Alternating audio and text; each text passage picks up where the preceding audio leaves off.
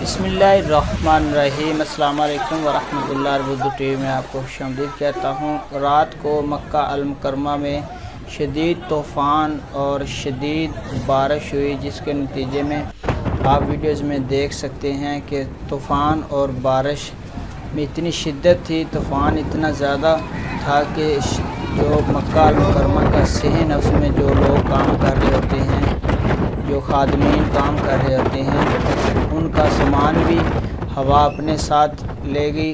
जो लोग हरम के सहन में बैठे हुए थे, जैसे आप जाते हैं और हरम नमाज अदा करने के बाद सहन में बैठ जाते हैं, तो ये आप देख सकते हैं